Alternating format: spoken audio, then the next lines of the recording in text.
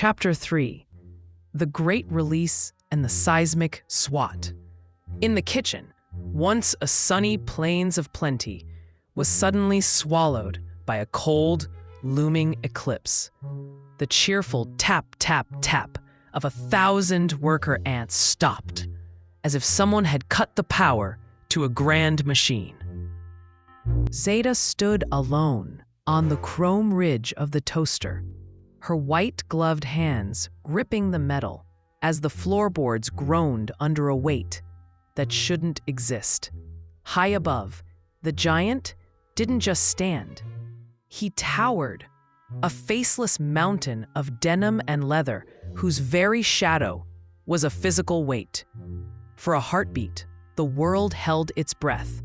Zeta's amber eyes reflected the giant's massive hand as it reached toward the counter, not for a crumb, but for the bottle of clear lightning. Every ant in the colony looked to Zeta. She was the one who had promised them a trail of truth.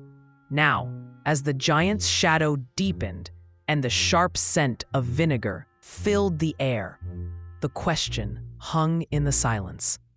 Is this an ending, or is this a new beginning? The giant's hand came down fast. Swish! Zeta was swept right off her spot on the toaster. She spun through the air, small and helpless, until she landed on the floor with a thud. Zeta felt dizzy. She touched her antenna to make sure they still glowed. They flickered, but they were still shining. With a quick flash, she sent out the final alert. Retreat! Her signal pulsed through the floorboards. Leave the mountains. Save the hive. On the counter, everything changed at once. The sisters did not panic. They grabbed the smallest crumbs they could find and hurried down the counter to the floor. They vanished into the shadows just as the first drops of the vinegar mist began to fall on the counters. Zeta shook off the dust and stood up. She led her tired sisters back to the safety of the baseboards, counting each one as they hurried past. But Zeta was curious. She crept back to the edge and watched the giant move around the kitchen. The giant did not stomp or use poison. Instead, he sprayed a gentle mist of vinegar and water, wiping away the trail Zeta had left. Zeta watched and understood. The giant was not being mean.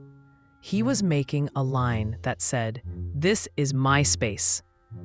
When the giant spotted her tiny shadow, he didn't strike. He simply paused, a giant eye meeting a tiny one, before Zeta scurried back into the dark. The finale. The gift at the gate. The great sweeper came out. It was just a broom, but it moved quickly across the floor. This time, the giant did not use the dustpan. Instead, he swept the golden crumbs from the day's harvest right out the open kitchen door. Outside, on the warm ground in the garden, Zeta and her sisters found the crumbs waiting for them. There was no vinegar and no shadows, only a gift from the giant's world to theirs. The moral: even the biggest giants can notice the tiny lives around them. Every creature, no matter how small, is important in the world we all share.